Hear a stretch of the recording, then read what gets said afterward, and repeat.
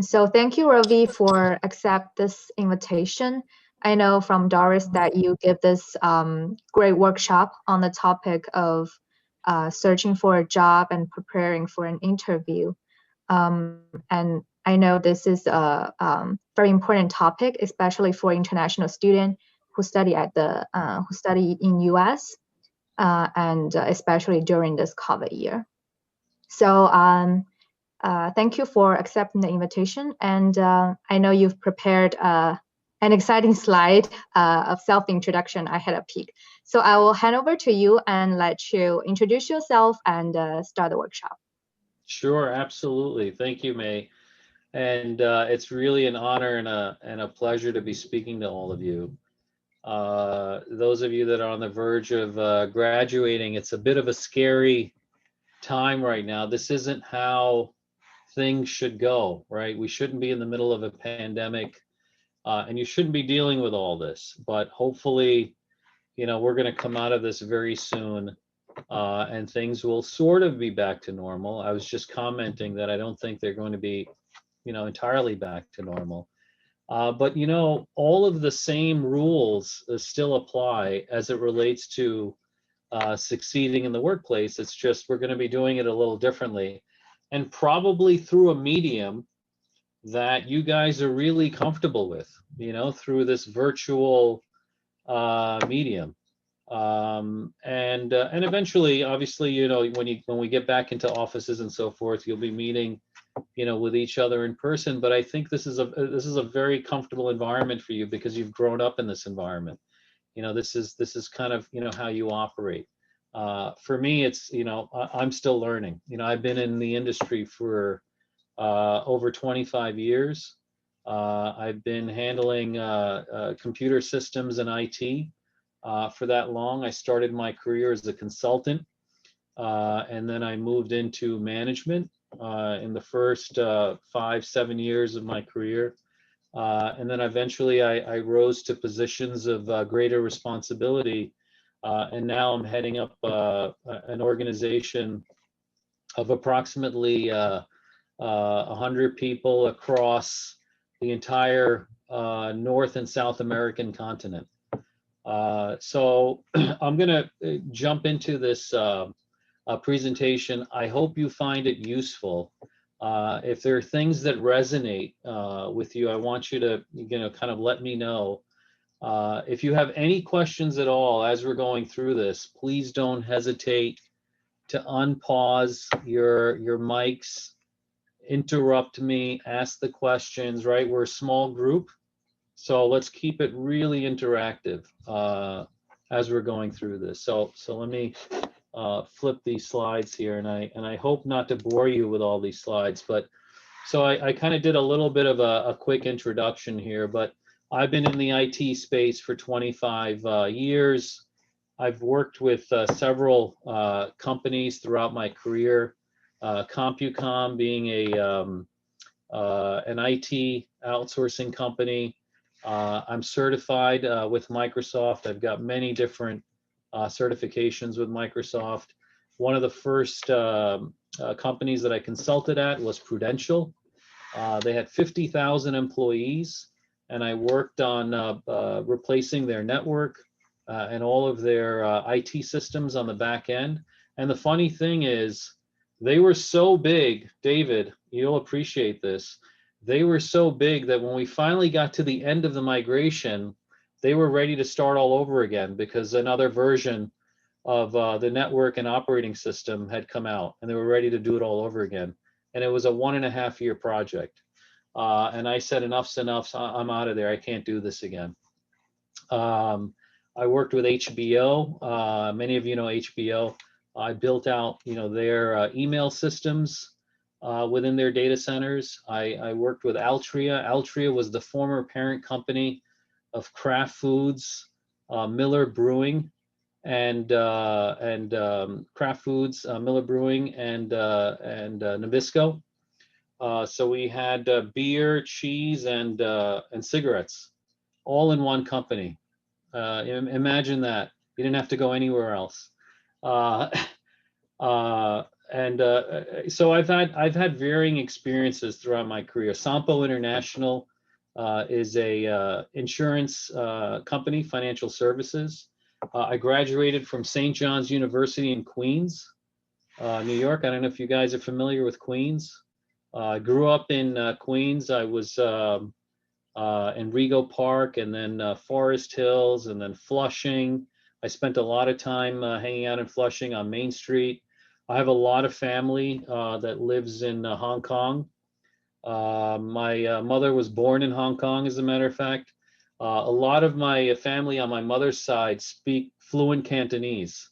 So I love going with them out to the restaurants, because whenever they open their mouth, the staff over there just can't believe it. And I know the numbers in Cantonese. Do you guys, any of you speak Cantonese? I'm actually That's learning. You're learning. That's the only thing I know. The numbers in Cantonese. Yat I sam se lok chat pat kausa. So Yes. that says Nihoma, of course. Um, and I love to golf. I don't know if you guys play golf at all. I'll give out. I'm happy to give out golf tips as well when we're done. I've been a lifelong golfer. I've been working on my swing forever, David. You're a golfer. Uh, yeah, and it's just this ongoing thing that I'm totally obsessed with it. And given that we're in this COVID period, every little sort of twist and turn, and my takeaway and my follow through, and I'm just getting so anal about everything. Uh, and I love to fish. I don't know if you guys ever went fishing, but I love to do freshwater, saltwater fishing. This is my family.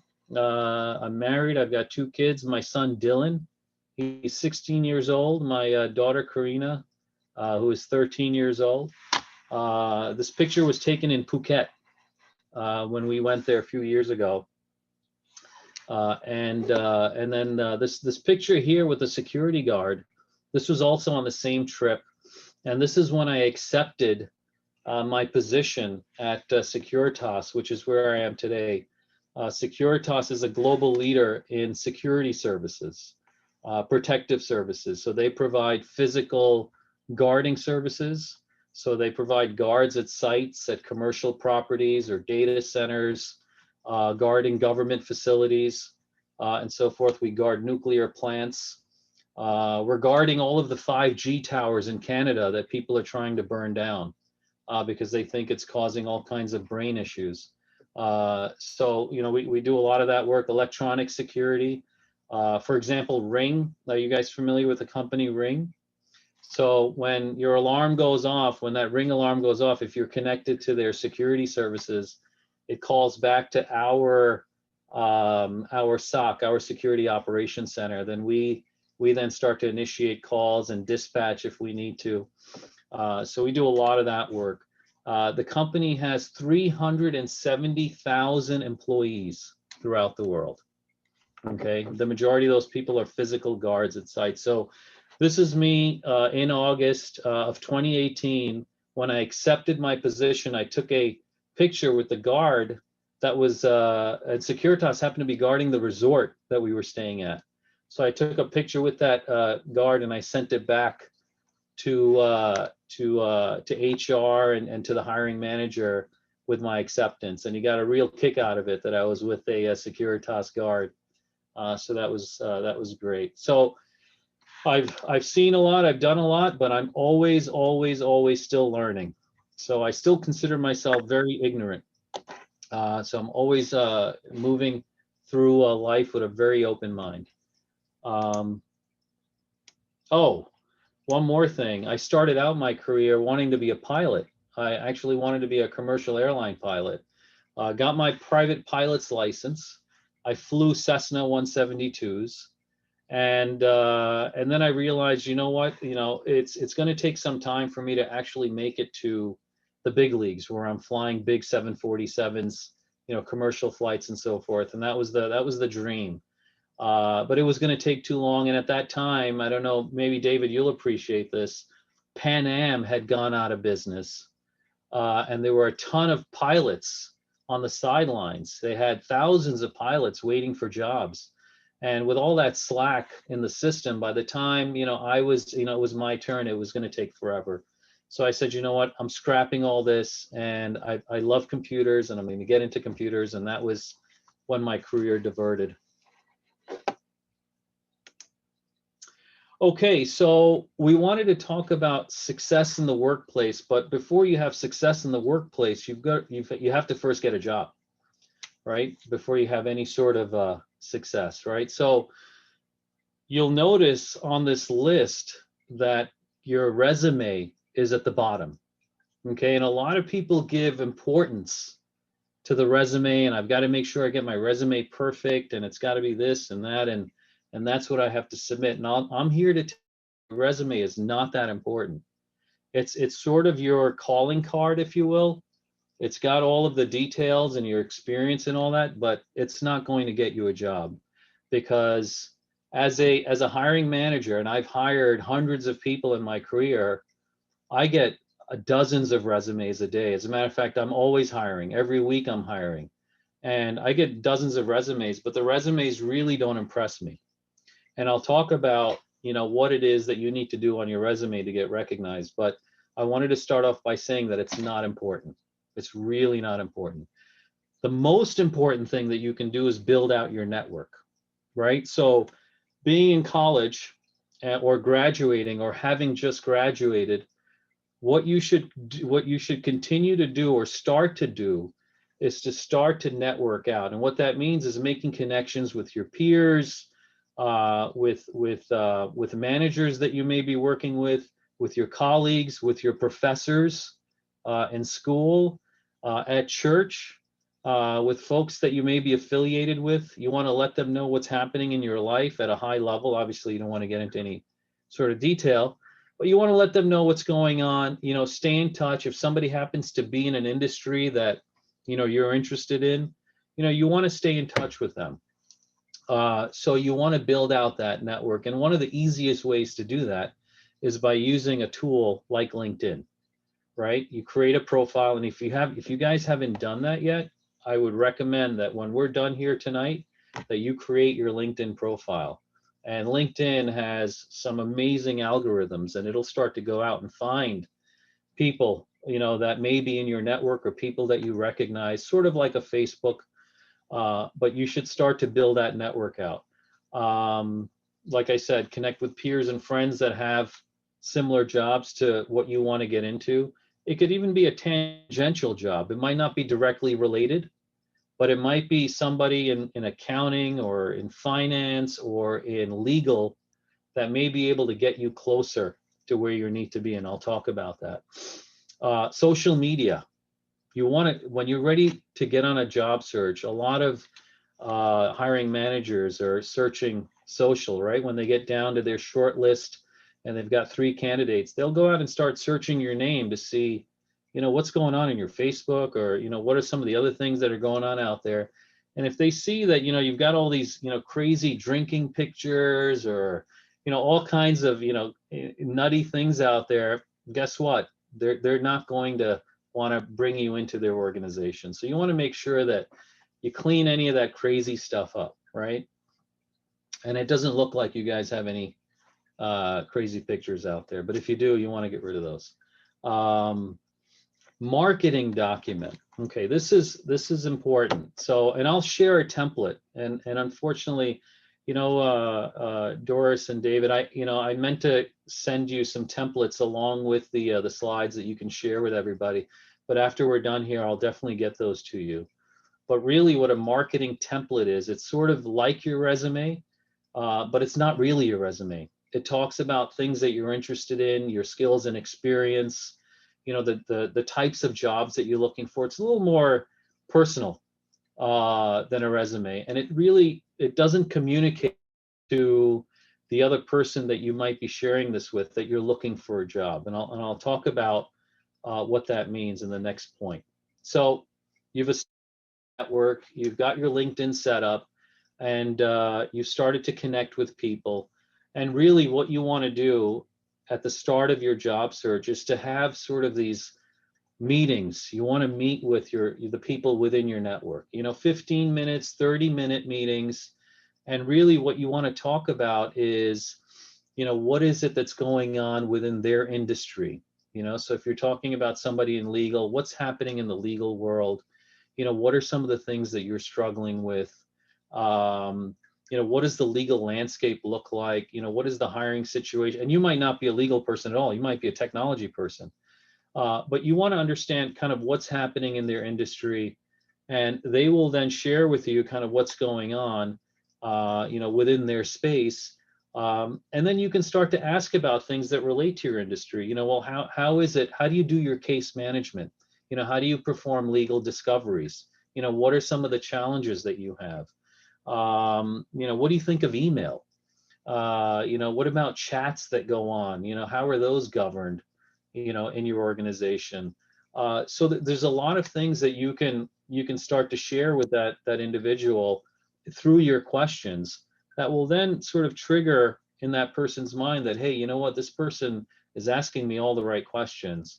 And then you want to ask them about their pain points. Hey, what is it that keeps you up at night in your job? What are the things that you're really concerned about? What if a certain situation happened? How would that impact what it is that you do and organization? And then see where you can sort of provide them with some help, right? What are things that you might have learned in school, or what is research perhaps that you can do for them because they might be struggling with a particular topic? What are some things that you can do for them to help them along with some of the things that they may be struggling with? That going back to that legal person, he may say something like, I wish I had a tool where I can easily scan for a particular keyword and be able to pull up all the emails I need whenever I'm working with a case. I wish I had something like that. Now we know there's tons of tools out there that do searches, right? But what is it that applies to a specific legal person? And you can maybe do some research, find 3 or 4 solutions and recommend something to them that might really, that might work. Now, nothing may come of it. They may not go with whatever it is that you suggested, but the point is that you're networking with them, they're sharing information with you, you're sharing information with them, and they see that you're there to provide value. So it's sort of, reciprocating. They met with you and you're providing something of value to them. They're going to remember that. And at the end of these networking sessions that you're going to have, you're going to ask them, are there other people that maybe I can talk to about what I'm interested in, or my actual career path? I'm going to use an example, being an IT person. I'm an IT person. I'm really interested in technology. Are there people within your organization that I can speak to about, what may be happening in the legal IT world? And you'd be surprised. They would put you in touch, with that person, help schedule that meeting for you. And that then brings you closer to where you need to be. Now, when you go on these networking, or when you set these up, you're never asking for a job, right? You're not handing out your resume and saying, hey, I really need a job, I just graduated. That's not the game here. It's all about making the connection, understanding, what it is that they need and how you can provide help. And the more people you do that to, and you guys know this already, this is sort of that reciprocation, right? The more people you help, you'll be surprised how much it comes back to you, and in the way of, job offers and things like that. So that's really what you want to do when you start out. And that is how you're going to find your job, not through submitting your resume. That's how you're going to find your ideal job. You want to ask the right questions. You want to know if there's a cultural fit, if you fit within a certain organization or even an industry. I'll tell you, financial services just wasn't for me.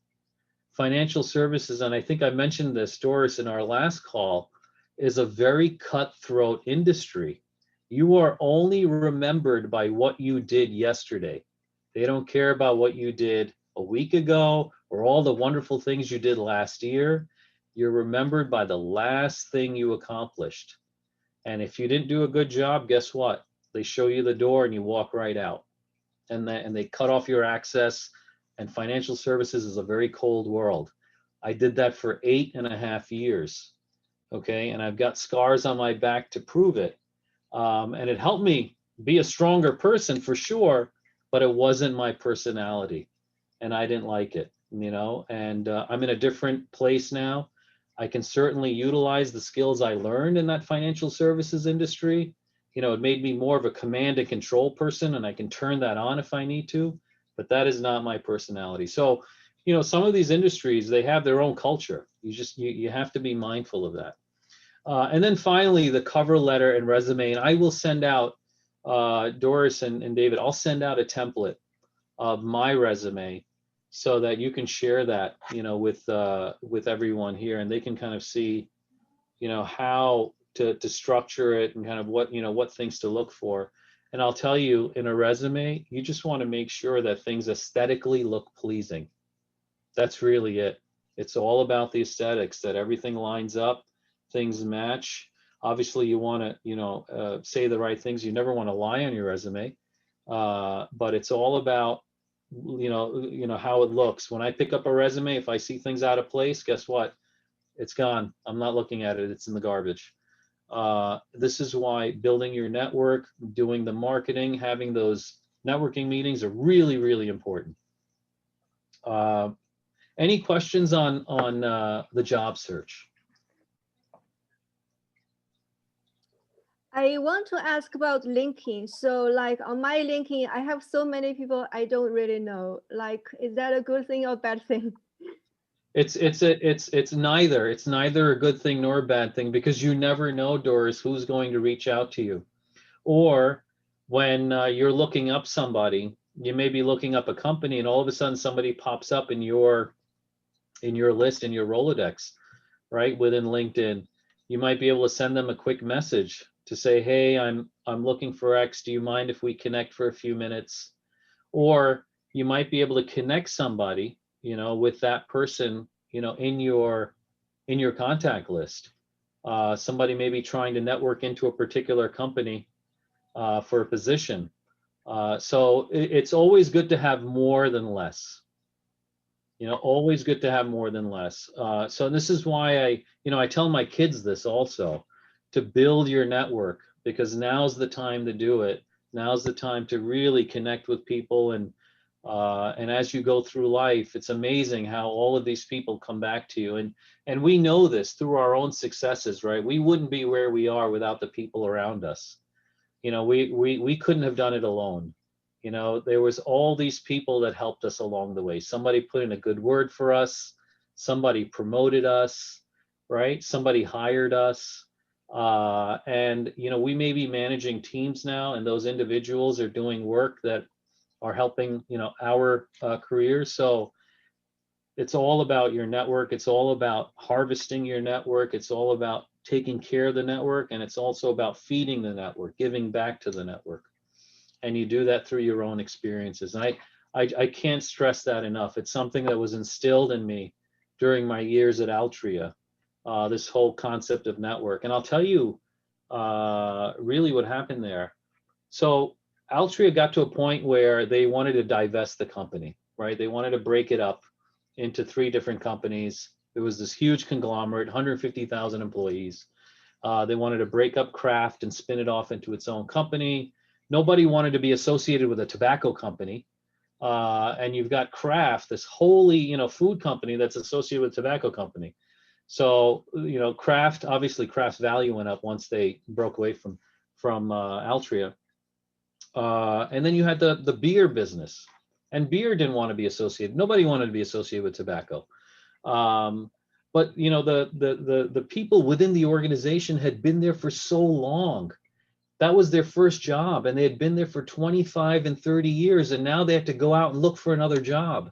And they had never done this thing called networking before, and they never had to put a resume together, and they never had to do anything. So for them, they were just so anxious, you know, about the company divesting and them potentially losing their job and all of that. And they had to start over again from the beginning, because they were a lifer. And you never want to be in that position. And for me, I was a young guy coming into Altria, and thankfully that had just happened a few years after I started working with Altria, and that realization set in because I had a lot of these long-term employees around me, having these issues, and I said, well, why are you guys in this situation? And it became very apparent that we never instilled this stuff because when we were younger, and once you graduate from school and you get a job, that's it. You're in that company forever. That's how it was, and that's how it was supposed to be. It wasn't this whole thing about being a consultant and going from job to job every 2 or 3 years. That was non-existent.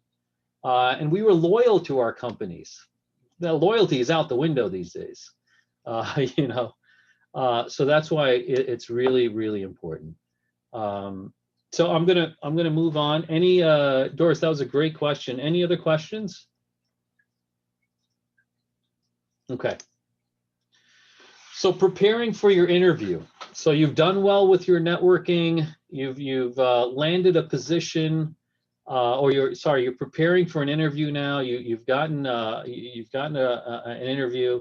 What you want to do to prepare is learn about the people that you're going to be interviewing with, and you can do that through HR within the company. You can try to do that through using Google searches. You don't want to do that through LinkedIn. You want to be careful because if you have a free account and you hit somebody's LinkedIn profile, they can see that you were trying to access or you're actually reading their profile. If you've got a paid LinkedIn account, which I would recommend all of you get, not expensive at all, then you don't have to worry about that. But LinkedIn's a great way to find out about somebody. And going back to your point, Doris, about having too many people within your LinkedIn, if there's somebody within your Rolodex that I was, it happened to be a person, that was at a company that I was interviewing at, I can try to ask you to make a connection so that I can maybe get more information. Understand the company that you're going to be interviewing with, know about them, understand, what products and services they offer, how large they are, how successful they've been, what issues they may have come across. Prepare your elevator pitch. This is the most important thing, guys. I can't tell you, how important this is. I put a little elevator pitch together for myself, but this is something that, you're going to be asked. So, Doris, tell me, a little bit about yourself. Tell me about yourself, right? How would you answer that? And what I found is that when people are asked that, they ramble, and they sometimes, I've been in interviews where I've asked somebody that, and I'm looking at my watch, and it's like 15 minutes since I've asked the question, and they're still talking. They haven't stopped yet, and they're on job number 2, and we've got 5 more to go. So I've got to interrupt them and say, hey, candidate, we need to pick things up a little bit, and then they'll say, oh, okay. But immediately, that person really wasn't prepared, isn't self-aware, didn't really come to the meeting ready to, with their game face on. So I'll tell you what an elevator pitch sounds like. Really short. Imagine 90 seconds. You're going from floor 1 to floor 10. And I'm gonna, and somebody asked me, hey, so tell me a little bit about yourself. So my elevator pitch is this. I'm Ravi Advani, and I'm an IT executive with 25 years of experience, and I've had a lot of success helping companies deliver game-changing IT services by significantly improving IT operations, lowering their operating costs, improving staff retention, ultimately resulting in various competitive advantages. I would love to learn about how my skills and experience could potentially help your organization. Short, sweet, to the point, and you can tailor it for whatever interview you might be going in. But you want to be prepared with a really powerful, intriguing elevator pitch, something that's somebody in, to say, hey, so how did you do that? So what do you mean you saved companies millions of dollars? How did you go about doing that? What are the things that you looked at? So you want to start to raise some of that curiosity. And that's what the whole elevator pitch is about. So it's going in, being prepared with that. The other thing is you want to practice interviewing. Have somebody ask you questions. There's tons of questions out on the web. on any industry, interview. You can go out there and look, and there's 5, 10, 15 different questions that you can run through. Be succinct with your responses, practice them, so that when you come back with your response, they're powerful, they're not rambling, they're to the point.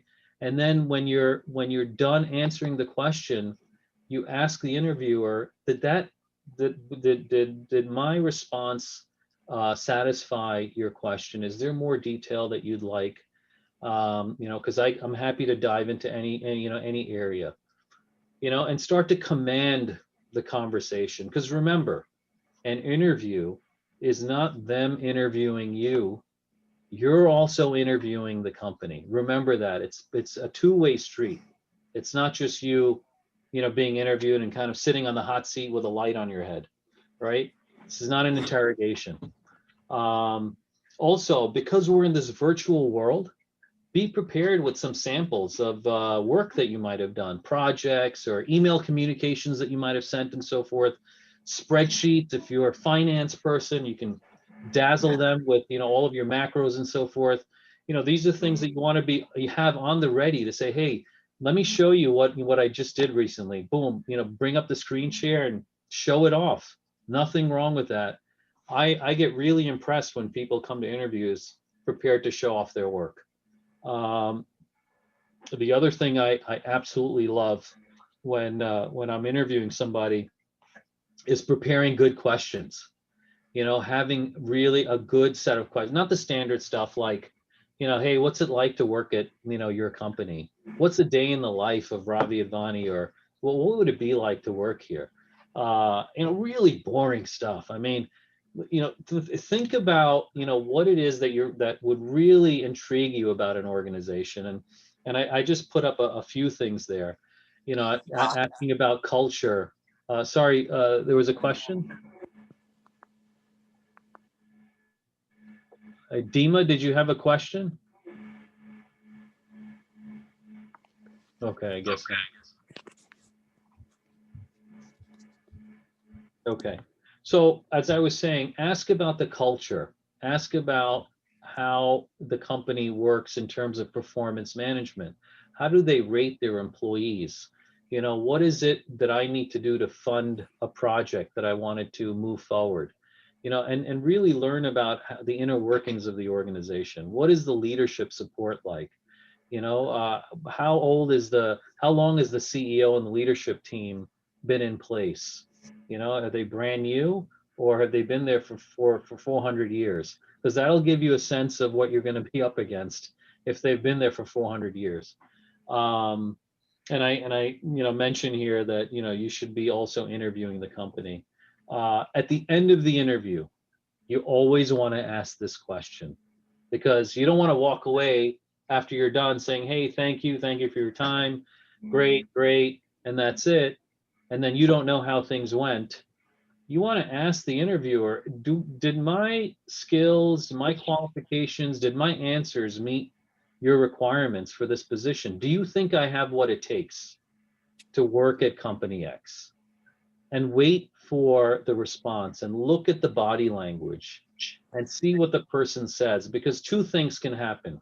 Okay, one is the interviewer can say, you know what, you were perfect for this position. I am hiring you on the spot. You have every qualification. You are wonderful, right? They may not hire you on the spot, Doris, but they may say that you're extremely qualified and we will be in touch. Or they can say, well, you know what, we're still looking at other candidates, and we'll get back to you and so forth. And you can kind of gauge, from their body language as to whether or not, they interest you. And if you don't feel that you're getting a positive response, you can ask, so what was it, about, my skills or my responses that really, didn't sit well with you? Because what you want is feedback from the interviewer that you could potentially use and learn, so that the next time, in your next interview, you can put that into practice, learn from that, and be even stronger. Okay, so you want to use each of these interviews as an opportunity to get better. Okay, nobody graduates college with an expert in interviewing skills, you know. So it's practice. It's all about practice. The more you practice, the better you get. It's great. You know, you've got a nice peer group here. You guys should be practicing with each other, asking questions of each other, and really drilling each other, because the more you do it, the better you're going to get. And then follow up with a thank you email. And, you know, this is something that people don't do anymore.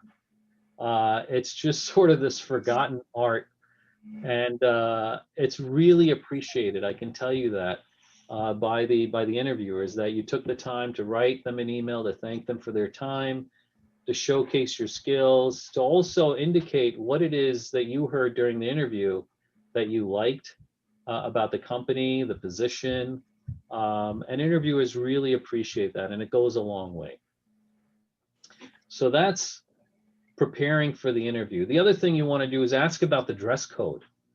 I didn't mention that here, but a lot of companies are dressed down. My company is very business casual, and we get a lot of people that come in with suits and ties, and that's okay.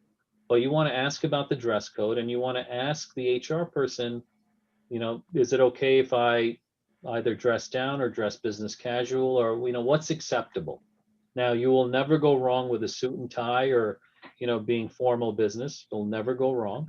But you always want to find out, you know, what it is that the company does. Again, it might not fit with your culture. You might be totally casual person, and they may say, hey, at this firm, we only wear suits every single day. Even when you're virtual, we wear suits. We expect to see a tie on you. That job's not for me, sorry. Any questions, guys? Okay. I realize I've taken a lot of time up front. We've got about 20 minutes. So I'm going to fly through the next few slides. And Doris, you can be my timekeeper. If you think that we're dragging on one slide too long, give me the signal, and I'll move it forward.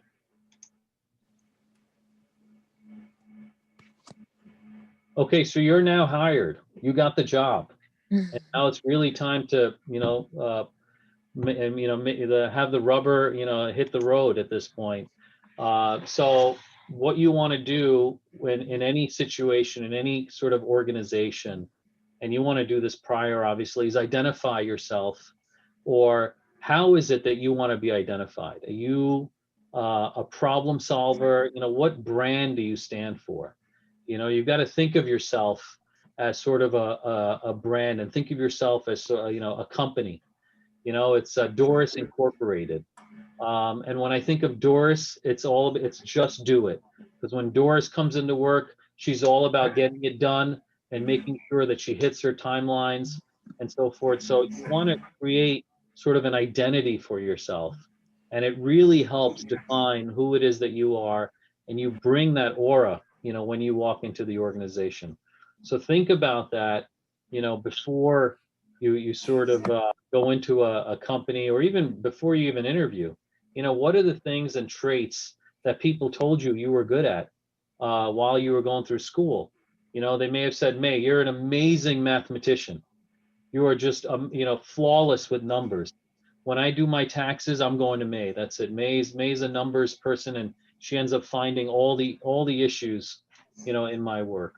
And maybe that's how you want to, identify yourself as, I'm the numbers queen, or I'm the statistics queen. I can help decipher anything, bring anything to me, and I'll be able to deal with it. So what is that brand that you stand for? And what is that tagline that you want to add to your branding? Again, this talks about sort of your brand, your vision, your mission, what does all that mean? And you kind of roll that into your brand. So think about all of those things, what they mean to you, and what it is that you want to bring to the workplace. In terms of work, when you're on the job and you're working, you always want to stay hungry for success. Be creative in terms of learning. Always be curious. Seek out, like I said, the why. Why is it that we're doing this? why does the company, why does the company operate the way it does? Always challenge the status quo. And you guys will, when you go into organizations, you'll be surprised how much inefficiencies there are within companies. It's unbelievable. You'll sit there and go, oh my God, if they did this differently and that differently and that differently, this would be an entirely different company. And those of you that are working, you can see it. You can see the nonsense that goes on. Challenge the status quo. Start pushing for solutions. Start making those recommendations to your bosses or anyone that'll listen. And the other thing is ask dumb questions. You just got hired. You're still in that sort of that honeymoon phase, right? You can ask all the questions you want, and you'll be excused for it. So ask as many questions as you want, so that you fully understand why it is that you're engaging in a particular project. Why are we doing this? What is the return? What's the benefit? What are the customers going to get out of it? What am I going to get out of it? Why are we doing all this? You have to always sort of be doing that. Don't just accept something when somebody hands you something. Question it. So that's my stay hungry and feast on success slide. Going back to thinking about your company and you as your own organization, you as your company. When you walk out the door of the company that you're working at, it doesn't mean that you stop working, right? Or you stop thinking about your career. Your company is open 24/7, and you should always be advancing your career. So, at nights or on weekends, carve out some time, not all the time. Obviously, you've got to have fun with your friends and, do fun things and so forth, but carve out some time, learn some new skills, identify the things that you're weak in, focus on those areas. There might be projects at work. Maybe you spend 30 minutes on a Saturday or a Sunday getting ahead on that, so that you can come in early and deliver that project 2, 3, 4 weeks ahead of time. And the other thing is also join groups that have similar interests to you. Like the one that we have here. It's great where you can share common interests, common goals, and it's a great way, again, to going back to networking. Great way to network and share, industry trends and so forth. So Me Incorporated, Doris Incorporated is open 24/7. Call her anytime and she'll pick up your call. Call her at 2 a.m. Call her at 4. No, well, don't do that. Don't call her at 2 a.m. or she needs to sleep. Okay, going back to the network, I think I beat this thing to death, but this is a little bit different. This is not about networking where we were working on getting a job and trying to understand industries and so forth. This is networking where you are now in an organization. You're inside the company. But guess what? In order to get anything done, you've got to open up a ticket. You've got to wait for somebody to address that ticket. Then it's got to go to this person and that person and that person. Before you know it, 3 weeks have gone by and you've got nothing done because you're waiting on other people to get things done. And it's extremely frustrating.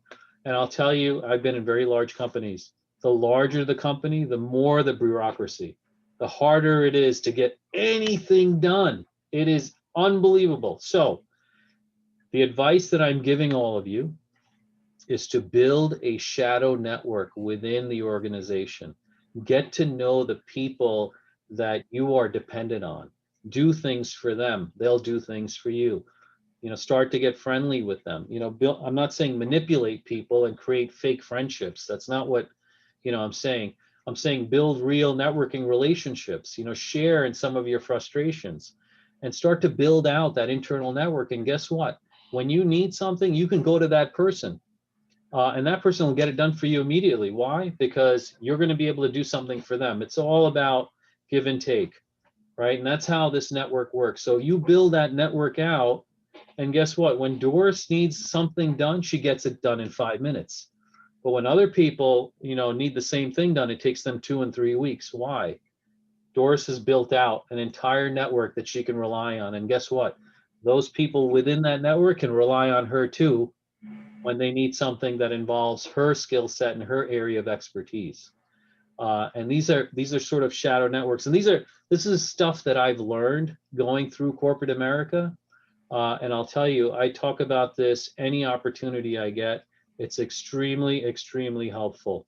And you guys should think about that when you walk into an organization, really, because this is when you advance, Doris, you said, let's talk about promotions, right? How people get promoted. This is one of the ways to get promoted, because you're the person that can get things done faster than anybody else. Why? Because you've taken the time to build out that entire ecosystem, and it's the shadow network that's going to support you. Spend a little bit more time on that than I wanted to, but I thought it was important. Okay, the other thing that's going to be very important, guys, is the art of difficult conversations. Okay, we as human beings have a flight and fight response, and we're mostly flying than fighting, right? We hate confrontation. We run away from confrontation.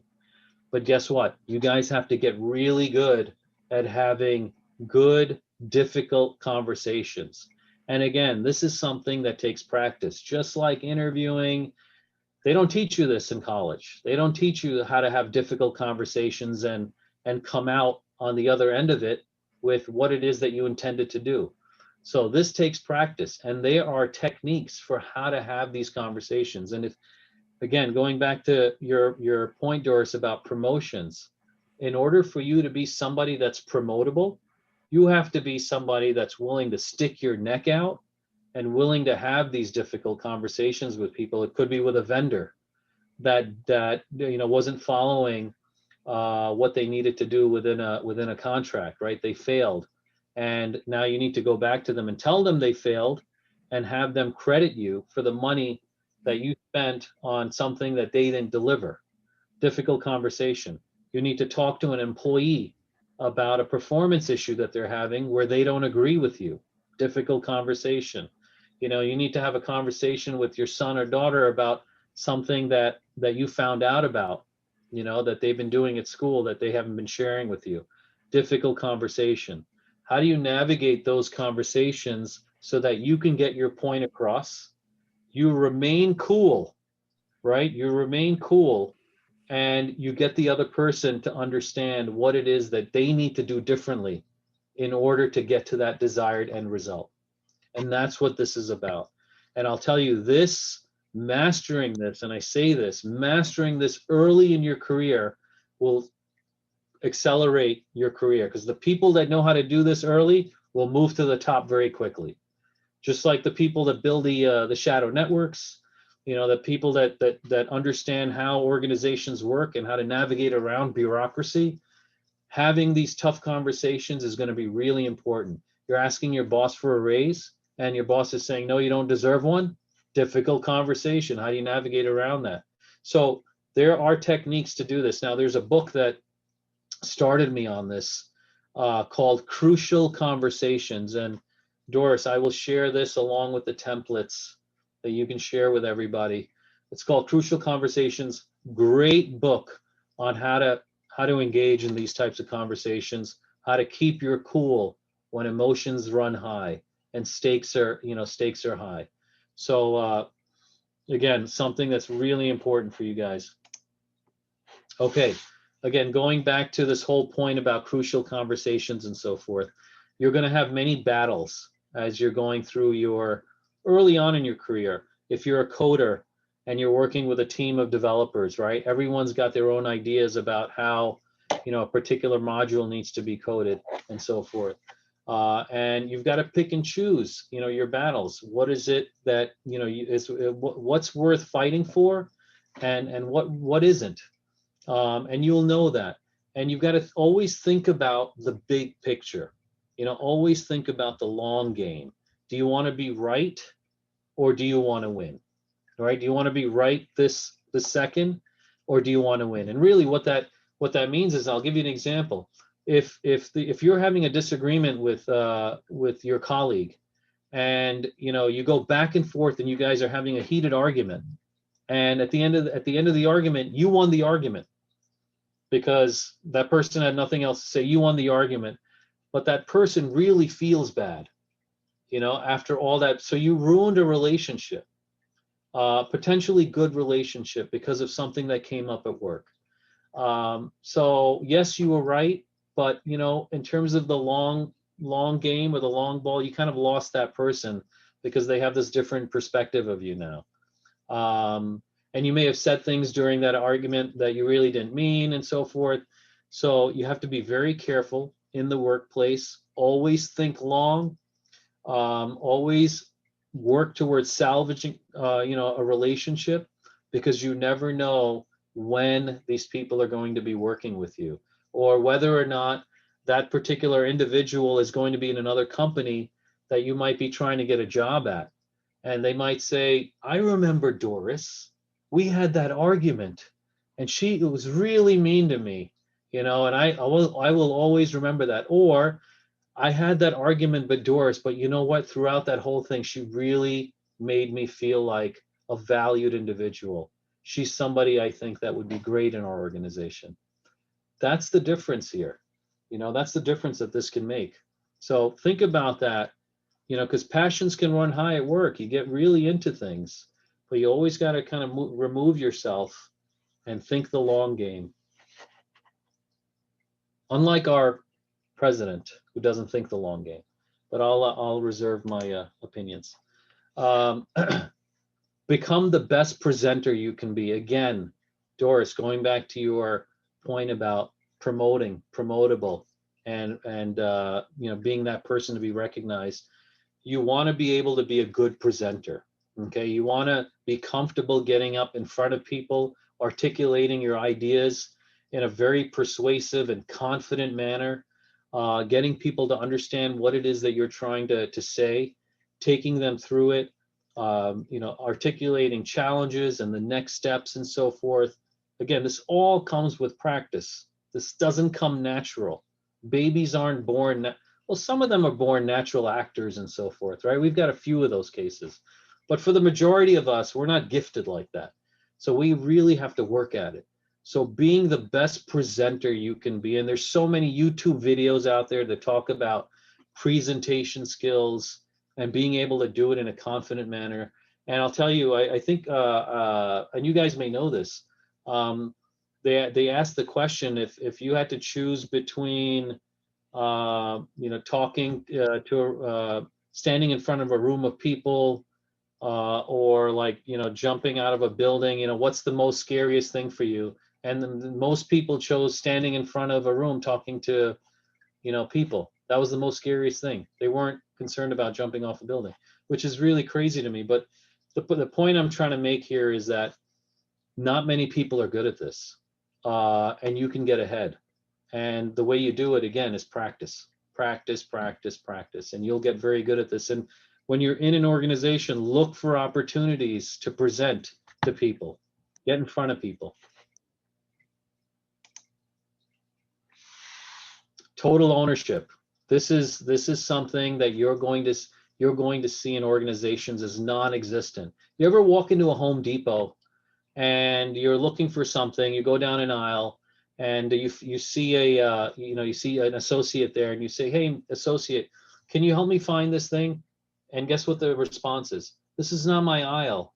You know, let me call the person that works here, and the person's standing right there. You know, and that really, really pisses me off when I hear that. You want to be the person that can help everyone. You want to practice total ownership, so that when somebody comes to you with a problem, guess what? You own it until it's complete, whether it belongs to you or not. You want to be able to see things all the way through. And that starts to create buzz within an organization. And what that means is that people will start to market you within an organization, and they'll say, you know, hey, Doris, or Dima, or Ozma, you know, I can give anything to these guys and they'll get it done. And in this one particular case, it didn't even belong to them and they got it done. I don't know how they do it, but, you know, so, you know, these are some things that you can start to incorporate into how you work. Negotiation. Everything is a negotiation. Just remember that. I know we're running short on time. We've got about, how am I doing on time, Doris? Should I be speeding up? Yeah, can you wrap up in 5 minutes? Yeah, I can wrap up in 3 minutes if you want. Yeah, okay. Yeah, let's do it. So guys, everything is a negotiation. Negotiate everything. If you haven't practiced negotiating, you should definitely do it. You know, I am of Indian descent, and you know, being Indian, I was born a negotiator. Everybody in my family negotiates. My kids negotiate with me every day for their iPhone. So everything is a negotiation. Just remember that. Nothing, when somebody gives you something, there's always a different place that you can get to. So don't take things at face value. Another thing about corporate America, meetings are the biggest waste of time, guys. If people invite you to a meeting, make sure that you have something that you can contribute. If you don't have anything that you can contribute, do not attend that meeting, cancel out of it. They're a big waste of time. Corporate America, plenty of opportunity for somebody new in an organization. If you look around, there's problems everywhere for you to solve, everywhere. They have old IT systems. They have old processes. They have people that are just focused on keeping the lights on, right? And they don't have enough people innovating and making the organization more efficient. So guess what? You could start focusing in other places. Employees are never satisfied with the experiences that they have. Customers aren't satisfied. You just start asking why is this happening? And you'll start to get answers. Nobody manages the vendors. Corporations pay thousands of dollars more than they need to get things done. Thousands, because nobody's managing them. And they get away with murder. No accountability. We don't hold the employees accountable, the vendors accountable. We don't hold our management accountable. Nobody's held accountable. And a lot of complacency. People that have been there for a long time, they kind of sit there. They make a career out of sending one email a day. Really? There's a lot of wastage. Compliance. They think they're compliant, but they're not really compliant. So again, lot of opportunity. And the last one is toxicity. There's a lot of bad stuff going on in organizations, and you'll see that. And it's your job to start to question that. And if it's too overwhelming, that's a sign for you to get out of that organization, because you're not going to be successful. And Doris, how'd I do? 3 minutes. Very well. Yeah.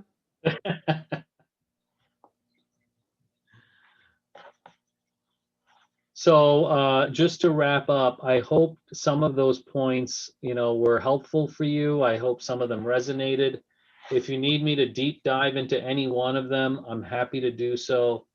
Like I said earlier, I'll be sharing some templates with you know, with Doris. You know, it was great talking to all of you, and I'm, you know, ready for questions if you guys have any questions.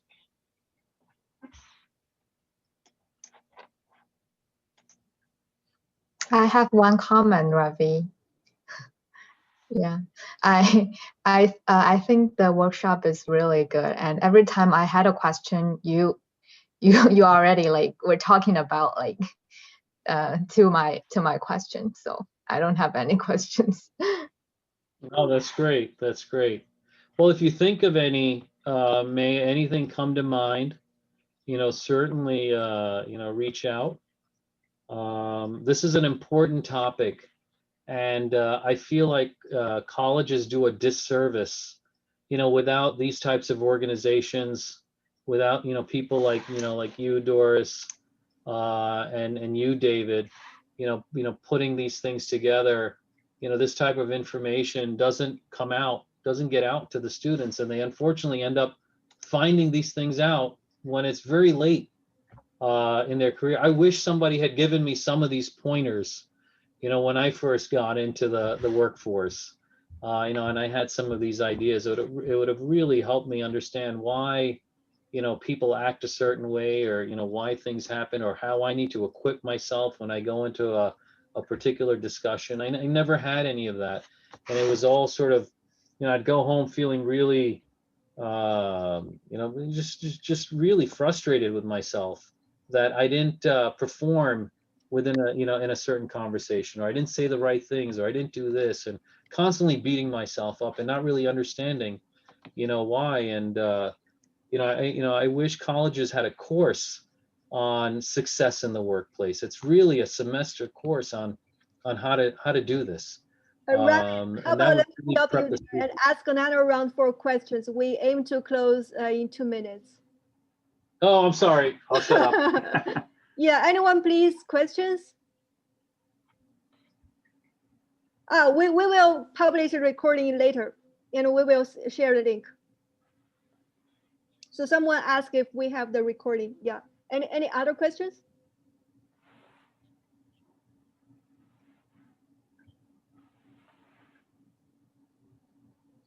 So Ethan's asked, what if the higher up is unhappy with status quo challenge and threatens to fire us? How should we navigate with this situation wisely?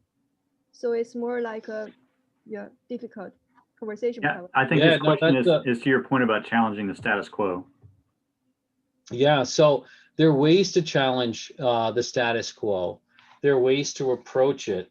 Sometimes people come across as very abrasive, where if you challenge something in a way that you're sort of derogatory about, the particular situation that you're dealing with, then people view it as, who is this person telling me, how to do my job or how to run my company? I've been here for 400 years. I'm extremely wealthy. I have millions of dollars. Who are you trying to do this? So you have to think about how you approach the situation and know your audience and, how to go about talking about it. There's ways to be tactful, about doing it and ways to approach it. So you can start off by saying, what I really love, working at Company X, and I really love what you've done. You've done some amazing things here. And I'm enjoying myself a lot. But you know what? There's this one thing, that I wanted to bring to your attention and just get your thoughts on it. You don't even have to offer up your opinion. What do you think of this situation, that's occurring here, and get the upper management's thoughts. Maybe they agree with you. Maybe they'll come and say, you know what, David, this is, I can't believe you're asking me this because I hated the way we do this thing. And I wish we can change it. Easier conversation.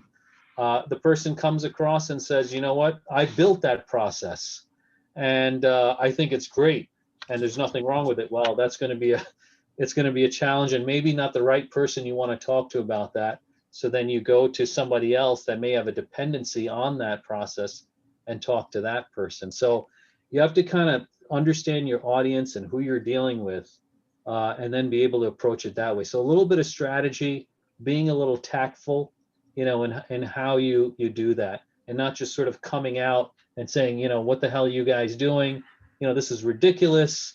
When I was at company Y, we did it this way and it works so well. You guys don't know what the heck you're doing. So you just have to, kind of understand how to temper some of that enthusiasm and watch who you're dealing with. Yeah, Ravi, thank you so much for the workshop. And we really wish we could hear more from you, maybe sometime later. And Yeah, so definitely. I think today's closing. And so thank you so much. Excellent, guys. Thank you all. It was great talking to you. An honor to be here. Thanks again for inviting me, David and Doris. And I wish Yeah, you we're really grateful for the insights that you shared. Thank you so much, Ravi. You're welcome. You're welcome. Take care. Happy Friday. Enjoy the weekend. You too. You do the same. Thank you.